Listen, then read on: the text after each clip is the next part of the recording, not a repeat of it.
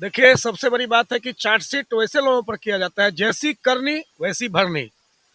गलत कीजिएगा, न्यायालय में यदि आपके खिलाफ चार्जशीटेड हो गया है तो कहीं ना कहीं साक्ष्य के साथ हुआ होगा कोर्ट में। आप कहीं ना कहीं हेरा फेरी किए हैं, नौकरी के बदले जमीन लेने का काम किए हैं, तो चार्जशीट होना ही है। इसमें आश्चर्य की क्या बात है? न्यायालय का काम है। जो गलत करेगा, हम आप भी गलत कीजिएगा तो न्यायालय में चार्जशीट होइएगा, जेल जाइएगा, सजा होगा। ये कोई नया बात है क्या?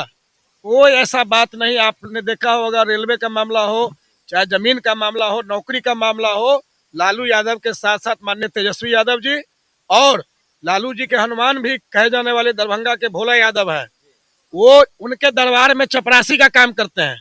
उनको विधायक बना दिए, संस्कृत बोर्ड के अध्यक्ष बना दिए, एमएलसी बना दिए। उस व्यक्ति के ऊपर कम से कम 200 करोड़ का प्रॉपर्टी होगा, मेरे पास दस्तावेज भी है। और पटना के डाक बंगला चौराहा से लेकर दानापुर से लेकर के अनेक जगह लालू परिवार में जो चपरासी है उसको कम से कम 200-500 करोड़ का प्रॉपर्टी है। वो कहां से आया? इसको जवाब देना होगा।